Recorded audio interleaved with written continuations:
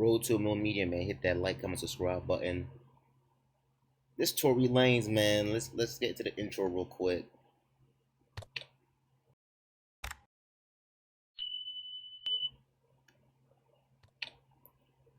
Alright, so Tory Lanez lawyer urges judge to exonerate Tory Lanez for the Meg Thee Stallion shooting.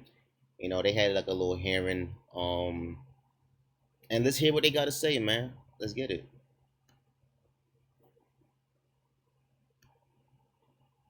It would have really tipped those scales to reasonable doubt to find that Mr. Peterson was innocent. And that's why today we humbly pray for exoneration of Mr. Daystar Peterson. Thank you very much.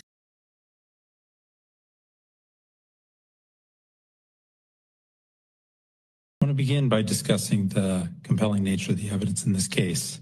Within minutes of the shooting, the police found the gun that was used under appellant's seat. There were only 4 people in the car. Pete and Harris both identified appellant as a shooter. That first ID occurred within minutes of the shooting when Harris sent a text to a member of Pete's security team saying, "Help, Tory shot Meg, 911." Harris again ID'd appellant as a shooter in the recorded statement, and we can get to that in a moment. And Pete identified appellant as a shooter both before trial and at trial.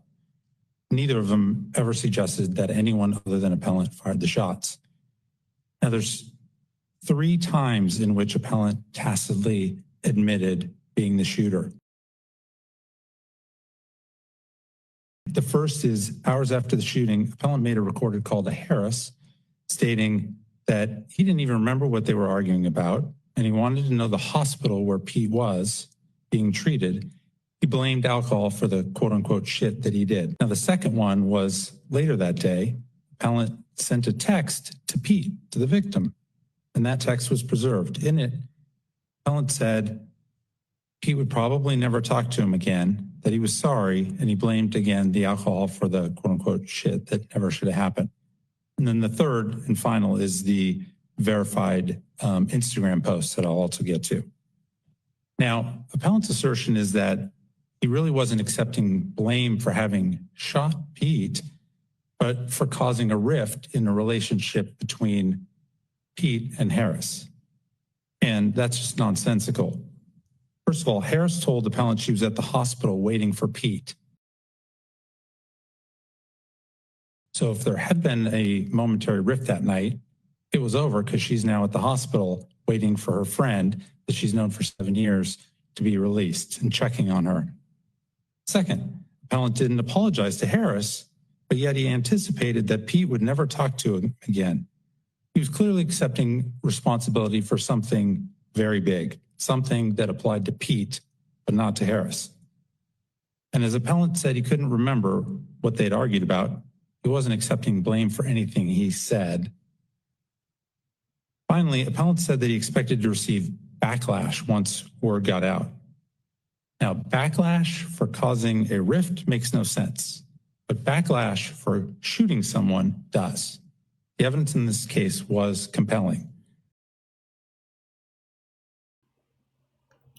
All right, so after the hearing or whatever, they're gonna reach a decision.